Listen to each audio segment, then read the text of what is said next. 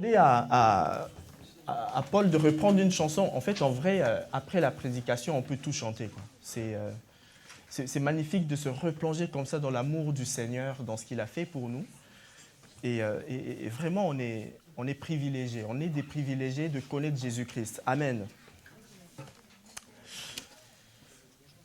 Nous continuons l'évangile de Matthieu.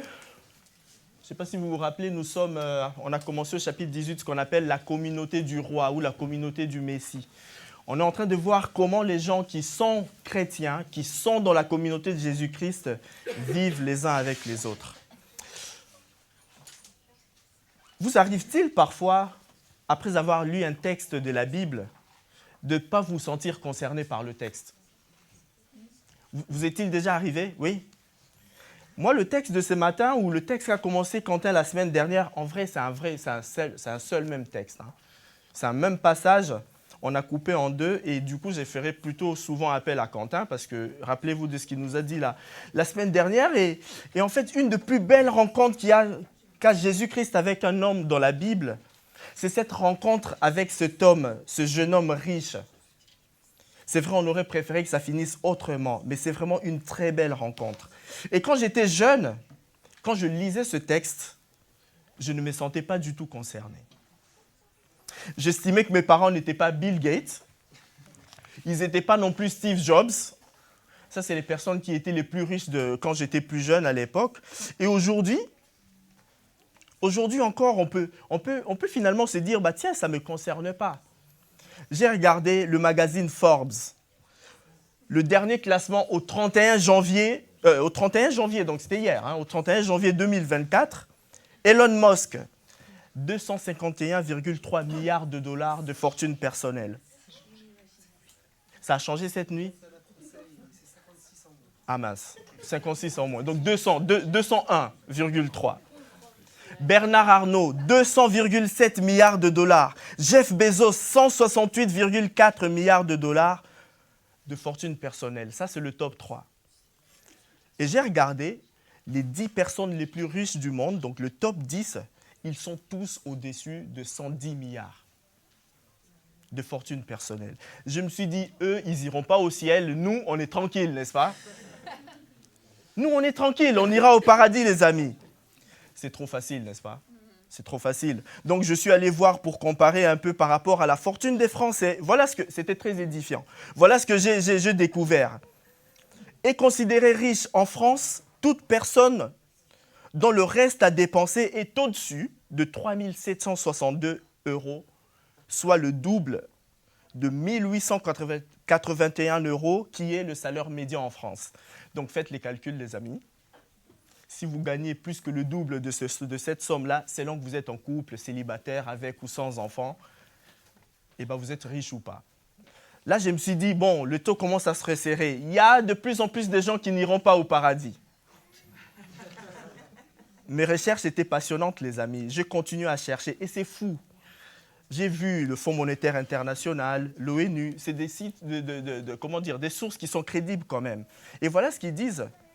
Si vous dépensez plus d'1 € par jour, dans certains coins du monde, vous êtes considéré comme riche. Là, j'ai commencé à flipper. Je me suis dit, là, ça commence vraiment à me concerner peut-être. En fait, au-delà de tout ça, la leçon que le Seigneur Jésus veut nous faire remarquer ce matin, au-delà de richesse financière, au-delà de toute apparence, qu'est-ce qui remplit nos cœurs? Est-ce que nous sommes riches au point que le coffre-fort de notre cœur est tellement rempli de nos propres richesses qu'il n'y a plus de place pour Dieu et qu'il n'y a plus de place pour Jésus-Christ? On verra ce matin, dans le texte de ce matin, Jésus-Christ utilise cette rencontre avec ce jeune homme, cet échange avec ce jeune riche pour nous enseigner, pour enseigner à ses disciples, aux apôtres, par extension à nous, qu'il faut avoir un cœur complètement détaché pour entrer dans le royaume des cieux. Ou mieux encore, et on l'a chanté, je suis très content, la solution pour rentrer dans le royaume des cieux ne dépend pas de nous. Ça ne dépend pas de nos richesses, de nos œuvres. Ça ne dépend que de Dieu. Et donc, je vais laisser Julie lire le texte de ce matin. Vous pouvez mettre le son sur le micro, Francis. Déjà, pour pas que je me ridiculise, hein, Julie. Je te laisse lire. Et si vous voulez savoir pourquoi, allez lui demander. Elle vous dira pourquoi c'est elle qui lit le texte ce matin. Alors Jésus dit à ses disciples, « Vraiment, je vous l'assure, il est difficile à un riche d'entrer dans le royaume des cieux. Oui, j'insiste. Il est plus facile à un chameau de passer par le trou d'une aiguille qu'à un riche d'entrer dans le royaume de Dieu. » En entendant cela, les disciples furent très étonnés et demandèrent, « Mais alors, qui donc peut être sauvé ?»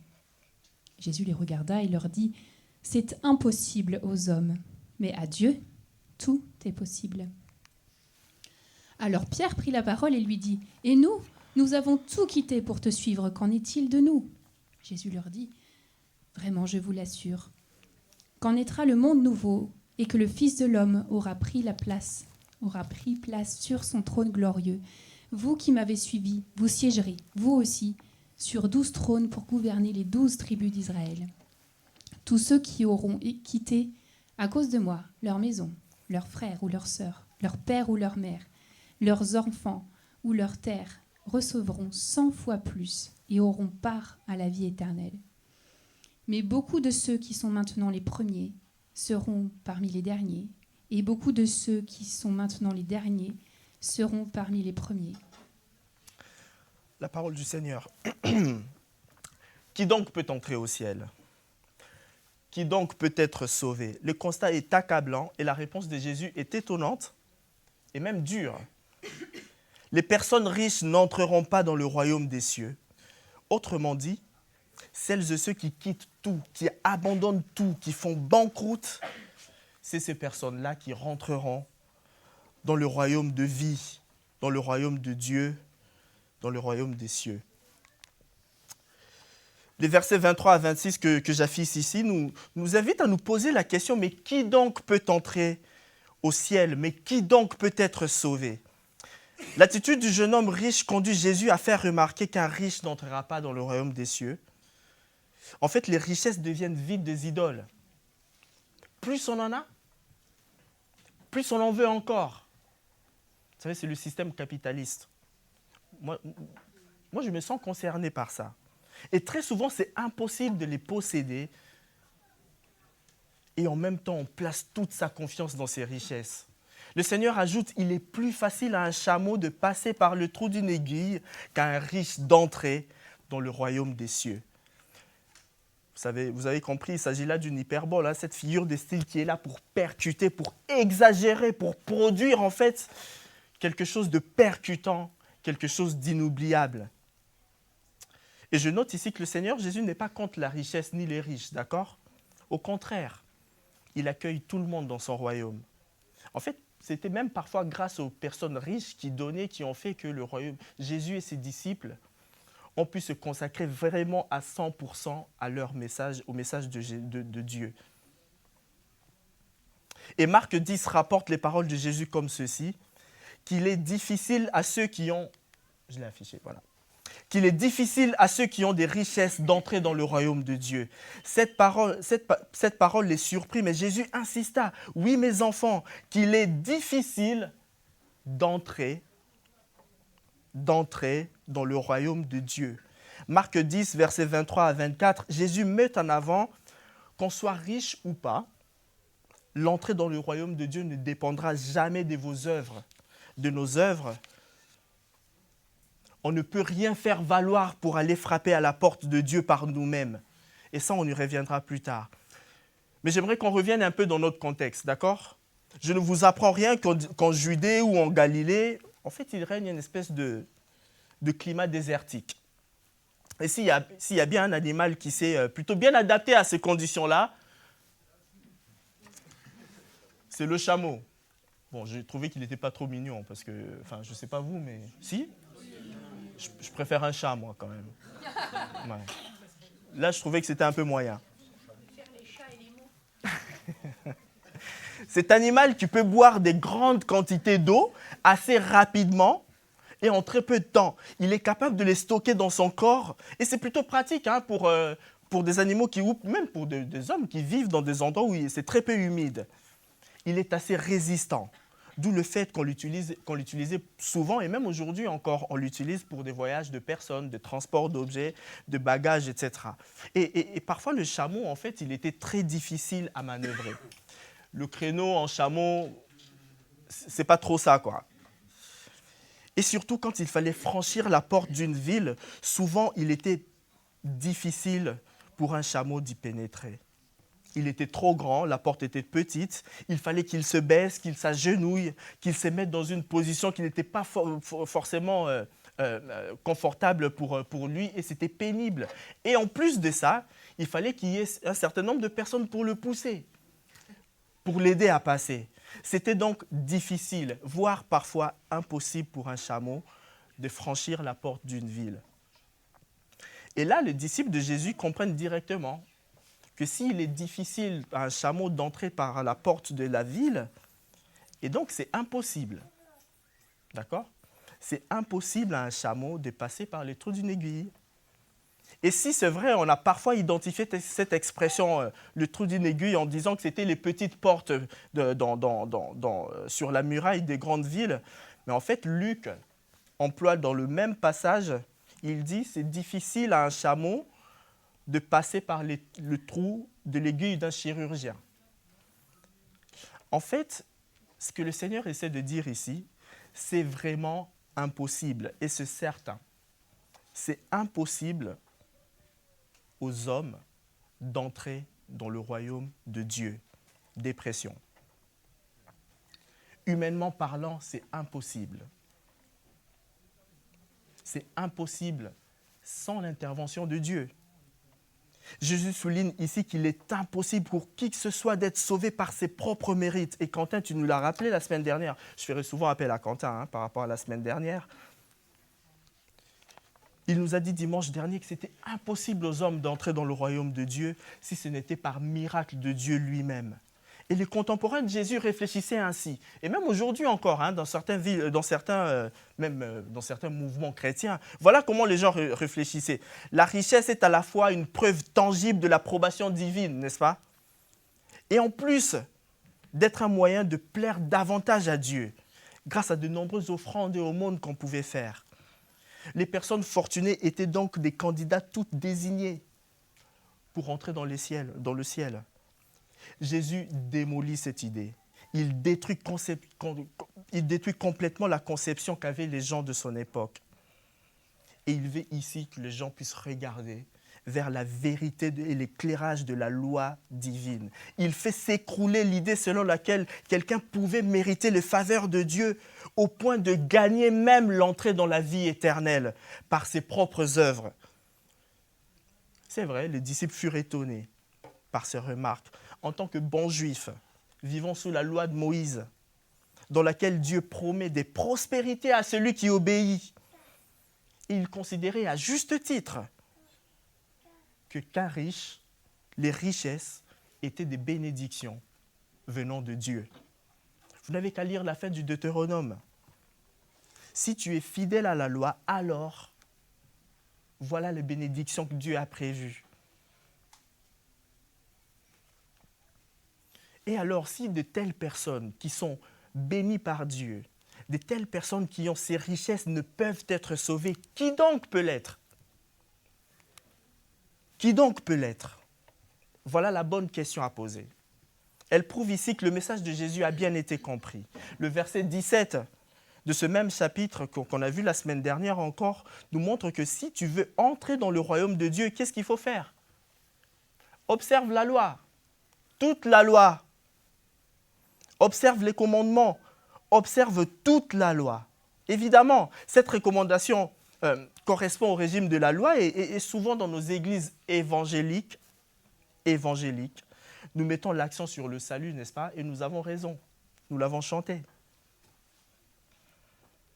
Nous mettons l'accent sur le salut, sur la grâce. Et voilà ce que Jésus fait ici. Avant de lui indiquer le chemin, le vrai chemin de la vie, Jésus voulait faire comprendre au jeune homme riche combien les exigences de Dieu étaient bien élevées et combien il était vain de chercher à mériter le salut par soi-même. qu'il fallait mettre toute sa confiance en Dieu. Et voilà le sens même le plus profond du message de la loi de Moïse. Le jeune homme aurait dû reconnaître qu'il est impossible de respecter parfaitement toute la loi, comme les constatent les disciples au verset 25. Au lieu d'avouer son incapacité à gagner le royaume des cieux par lui-même, alors il prétendit remplir toutes les conditions pour y rentrer de plein droit. C'est pourquoi il est parti tout triste. Il est parti tout triste. Tu nous as dit, Quentin, la semaine dernière, et ça, je l'ai retenu aussi, que finalement, les mathématiques étaient simples. Enfin, bon, on n'est pas obligé de le croire, hein. Par contre, il nous a dit qu'il suffisait de suivre parfaitement les règles pour trouver la solution, mais qu'une fois qu'on s'est planté, même un tout petit peu, qu'est-ce qui se passait? On avait tout faux. On avait tout faux. Ça m'a rappelé une histoire quand j'étais en seconde, donc en 2004. Notre prof de maths nous a posé une interro surprise. Une question, une seule équation. Il a dit sur 10. Et pendant l'exercice, les amis, on est tombé sur quelque chose comme ça. Qu'est-ce qui arrive? Tu ne réponds pas, hein, Quentin. Ouais. Est-ce que vous savez ce qui arrive quand on a quelque chose comme ça et qu'il y a ce signe-là devant, la parenthèse? Voilà. Tous les signes à l'intérieur changent. En fait, tout est bouleversé à l'intérieur. Je ne l'avais pas vu. Je ne l'avais pas vu. Ah. Je ne l'avais pas vu et ce qui devait arriver arriva. J'ai eu 0. Mais voilà ce que le prof il a écrit sur ma feuille. Il a dit, la progression du raisonnement est bien. Le raisonnement mathématique est juste. Mais la réponse finale est fausse. Tu as donc 0 sur 10. Mais j'ai pitié de toi. Je te mets 9 sur 10. Pas 10. Il ne faut pas non plus abuser. Tu n'as pas la bonne réponse. Et donc, je te mets 9 sur 10 par grâce et par pitié. Ouais. Les amis, c'est ça la grâce, hein. On a tout faux. On sait qu'on a tout faux. On sait qu'on peut venir plaider devant le juge, on a tout faux. Mais en fait, c'est lui qui décide. Morale de l'histoire, les amis étudiants, il faut toujours mettre tout votre raisonnement sur votre feuille de partiel. On ne sait jamais, d'accord? Non, mais en fait, morale de l'histoire, c'est que, en fait, on est sauvé par grâce, n'est-ce pas? Aucun mérite. C'est le prof, Dieu lui-même, le juge suprême qui décide. Le salut est uniquement une chose de grâce et d'intervention divine. C'est un miracle. Puisque ça ne vient pas des hommes. C'est un miracle. Matthieu 19, verset 26, Jésus les regardait et leur dit, « Cela est impossible aux hommes, mais à Dieu, tout est possible. » Romains 3, verset 9 à 20, je le dis un peu pêle-mêle comme ça, si vous voulez, vous pouvez venir me voir à la fin, je vais vous donner les références. Romains 3, verset 9 à 20, Galates 3, verset 10 à 13, Philippiens 3, verset 4 à 9, tous ces passages nous montrent combien il est vain, même le passage que tu as cité la semaine dernière, Quentin, en conclusion. Éphésiens 4, je crois, de mémoire. 2. Éphésiens 2. Il est vain de mériter le royaume des cieux par nos actes. C'est impossible. Mais à cause ou grâce à l'intervention de Dieu, cela devient possible. Cela ne concerne pas seulement les personnes riches financièrement, ceux qui ont des grands patrimoines financiers, immobiliers, matériels. Non, Jésus ne fait pas seulement référence aux richesses matérielles ici. Et dans les richesses, vous pouvez mettre ce que vous voulez dedans. Tout ce qui remplit nos cœurs, l'orgueil, la vanité, les fiertés mal placées, l'égoïsme, l'individualisme, les prétentions, toutes ces choses-là, il est impossible de les posséder, de garder nos cœurs attachés à ces choses-là et en même temps de garder nos cœurs attachés à Dieu. C'est impossible. Et donc, il n'y a pas que Bezos qui est concerné. Nous sommes tous concernés. Pour rentrer dans le royaume de Dieu, Jésus disait déjà dans le début de son ministère, Matthieu 5, verset 3, on l'a vu il y a 4 ans, Heureux les pauvres en esprit, car c'est à eux qu'est le royaume de Dieu. Nous l'avons chanté ici, la grâce de Dieu est plus grande que nos péchés. Oui, c'est vrai, Seigneur. Ta grâce est plus grande que nos péchés. Le seul moyen pour nous d'entrer dans le royaume des cieux, c'est de reconnaître que nous ne pouvons rien faire seuls. Nous avons besoin de Jésus-Christ.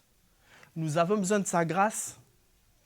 Nous devons tout abandonner, toutes nos richesses, nous déclarer en faillite pour que le Seigneur lui vienne à remplir nos cœurs de sa propre richesse, la vie éternelle. Tout abandonner pour suivre Jésus-Christ. Qui donc peut entrer au ciel, les amis? C'est lui qui quitte tout pour suivre Jésus. Celui qui quitte tout pour suivre Jésus, versets 27 à 30. Alors Pierre prit la parole et lui dit, « Et nous? Nous avons tout quitté pour te suivre. Qu'en sera-t-il de nous ?»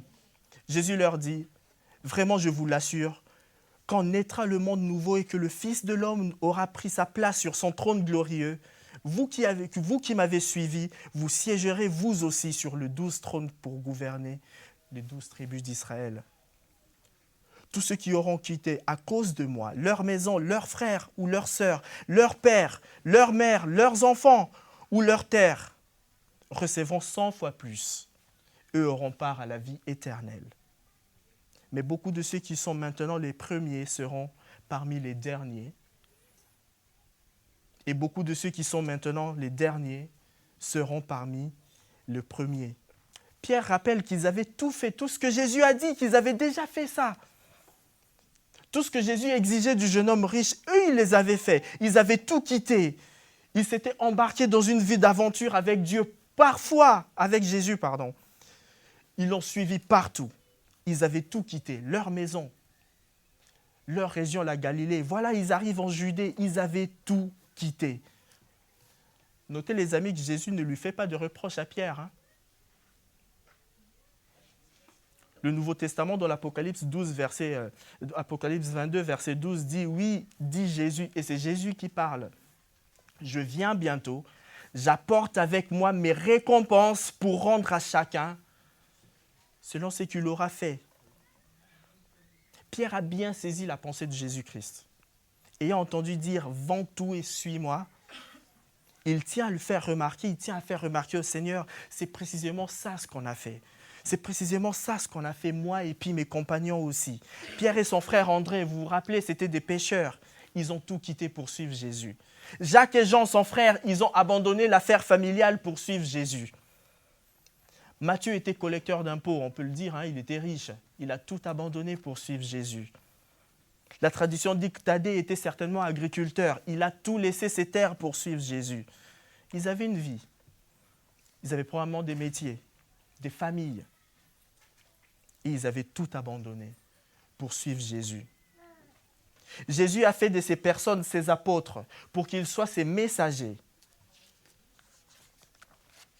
pour qu'ils soient le fondement du partage de son message qu'il devait partager dans le monde entier, poser les fondements de l'Église sur la base de l'enseignement qu'ils auront reçu de lui, être ses témoins pour enseigner sa doctrine, proclamer sa parole et surtout être les témoins de sa résurrection.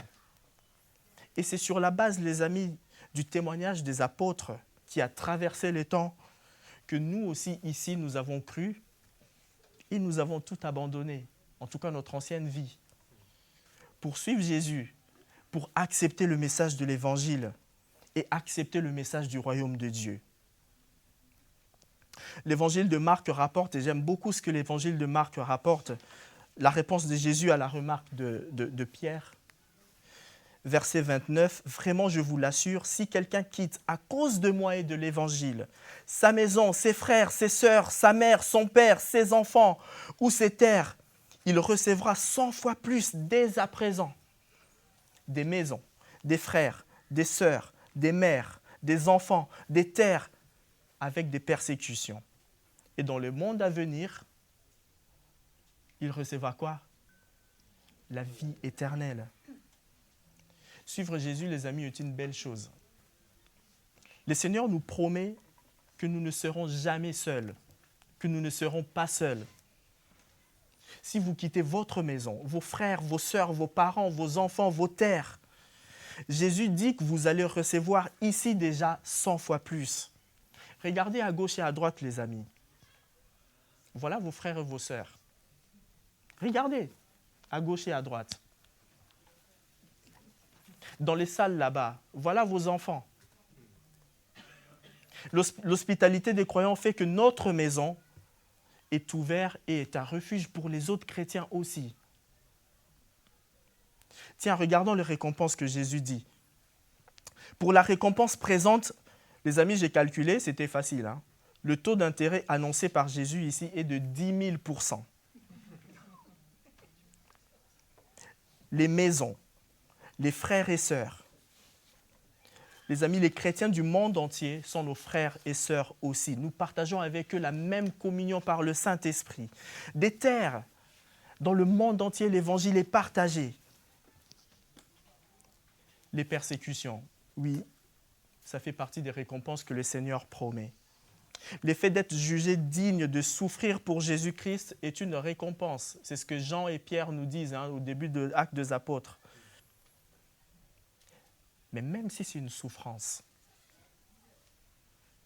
ça fait partie des récompenses que le Seigneur nous promet.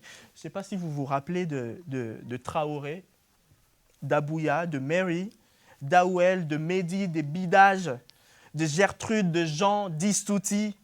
Toutes ces personnes-là, à chaque fois qu'on fait culte portes ouvertes ici, on prie pour eux, nommément. On prie pour eux. J'ai même connu personnellement un garçon à Dijon, un jeune homme qui s'appelait Amadou. Alors j'ai changé de nom parce que nos cultes sont enregistrés. Amadou est un jeune Malien qui a fui son village parce qu'il avait rencontré un missionnaire qui lui avait partagé le message de Jésus-Christ et qu'il avait cru en Jésus, en douce. Mais le jour où son père a découvert, son père était l'imam du village, il n'a pas supporté le déshonneur que son fils mettait sur sa famille et sur toute la communauté. Et qu'est-ce qu'il a fait? Par 3 fois, il a essayé de le tuer. Par 3 fois. Il n'a pas réussi à le faire. Et son fils s'est enfui du village et il a mis une fatwa sur sa tête. Vous savez ce que c'est une fatwa? Un responsable musulman peut décréter que n'importe quel musulman peut tuer un autre du moment où il déshonore l'islam. Et donc, il a fui le Mali. Toutes ces personnes que je dis, vous pouvez aller sur le site de Portes Ouvertes. Et ils le disent, ils tiennent grâce à de nombreuses prières qui viennent du monde entier. Vous avez prié pour eux. Je me rappelle, on a prié pour eux ici. Et vous savez comment ils vous appellent? Vous êtes leurs frères et leurs sœurs. Et c'est vrai. Nous faisons partie d'une même et grande famille. Je voudrais aussi vous faire remarquer ici dans ce passage, si on revient sur ce passage-là, dans la liste de récompenses, il est question de gagner tout ce qu'on a perdu, sauf des pères, n'est-ce pas? Parce que implicitement, ici, Jésus est en train de dire que Dieu lui-même, son Père, deviendra notre Père. Quand on croit en Jésus, Dieu devient notre Père. Et l'autre récompense dont parle le Seigneur, celle du futur, celle de la vie éternelle, la plus belle qu'il puisse avoir pour nous. La vie éternelle, la vie qui ne finira jamais, celle qui est dans la joie et dans le bonheur d'être avec le Seigneur Jésus-Christ lui-même. Et la Bible dit, la vie éternelle ne se trouve qu'en Jésus seul. Jean 10, verset 28, Jean 17, verset 2 et 3, Romains 6, verset 23, 1 Jean 5, verset 11, 1 Jean 5, verset 13, 1 Jean 5, verset 20. Tous ces passages-là nous parlent que la vie éternelle ne se trouve qu'en Jésus seul. Ceux qui la possèdent, c'est-à-dire les chrétiens, sont passés de la mort à la vie. Jean 5, verset 24, 1 Jean 3, verset 4, Éphésiens 2, verset 1 à 3. Ils sont morts au péché et vivants pour Dieu. Amen. Ils ont en eux la vie même de Jésus-Christ ressuscité. ils jouissent d'une relation avec le Christ qui durera pour toujours et à jamais, qui ne finira jamais. Et c'est Jésus-Christ qui le promet dans Jean 17, verset 3. Avant d'ajouter aussitôt, et là je parle de Pierre, avant d'ajouter aussitôt, qu'en sera-t-il de nous? C'est-à-dire, et moi alors, quelle est ma récompense? Vous voyez, le moi de Pierre, on peut se mettre à sa place. Ça fait toujours remonter notre vieille nature, n'est-ce pas? Cette nature pécheresse qui nous tient toujours. Pierre marchande avec le Seigneur. Alors, qu'est-ce que j'y gagne quand je deviens chrétien? Souvent, nous sommes dans cette attitude-là, et moi le premier. Qu'est-ce qu'on a à gagner puisqu'on est chrétien? Et c'est vrai que la fin du chapitre peut donner sujet à interprétation, selon qu'on est amillénariste, prémillénariste, post-millénariste, ou voilà. En fait, l'idée pour moi, ce n'est pas ici de rentrer dans ces détails-là, mais le Seigneur promet à Pierre, il répond, et il dit dans ce contexte-là, dans le contexte de notre passage, et Jésus dit à Pierre et évoque les réalités du temps où tout sera rétabli, où Dieu rétablira toutes choses, comme il a promis par la bouche de ses prophètes dans l'Ancien Testament, et dont l'accomplissement commence déjà en Acte 3, verset 21. Et là, il s'agit vraiment d'une allusion d'un royaume terrestre, que Apocalypse 20, verset 1 à 15 reprend aussi, où les croyants, nous siégerons et nous gouvernerons les peuples avec Jésus-Christ. Jésus lui-même, il le promet. Voilà votre récompense, voilà notre récompense. C'est de siéger avec Jésus-Christ. Jésus promet à ses disciples tout un tas de choses. Mais ce qu'il veut par-dessus tout, c'est que nous puissions avoir une attitude où nous nous débarrassons de toutes nos richesses, de tout notre patrimoine spirituel lié au péché. Faire banqueroute. Accepter de tout perdre. Vendre tous nos biens et le suivre lui pour gagner, pour avoir la vie éternelle et entrer dans son royaume. Vider nos cœurs, le suivre de façon désintéressée. C'est le sens même du propos de Jésus-Christ ici. Et le Seigneur finit ici au verset 30 par une mise en garde. Par une mise en garde.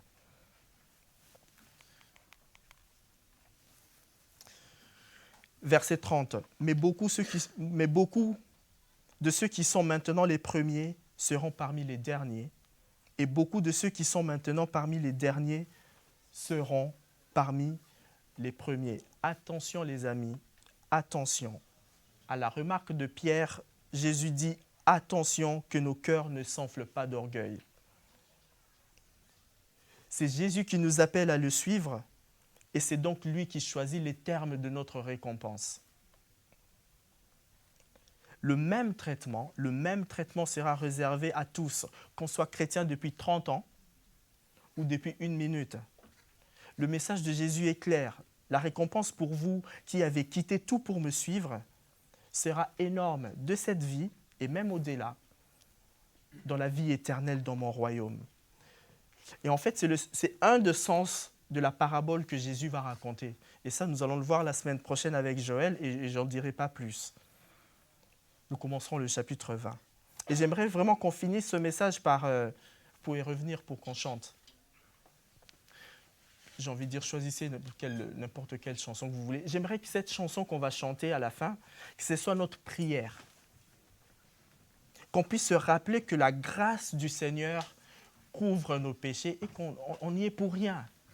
Le vrai miracle, c'est vraiment ce que Dieu lui-même fait pour nous. C'est impossible d'entrer dans son royaume. Et alors, il fait le miracle nécessaire pour que nous puissions y rentrer. Que nous puissions chanter dans une attitude de prière, dans une attitude de reconnaissance, dans une attitude de rendre grâce à Dieu pour la grâce qu'il nous donne. Et là, nous pouvons être heureux.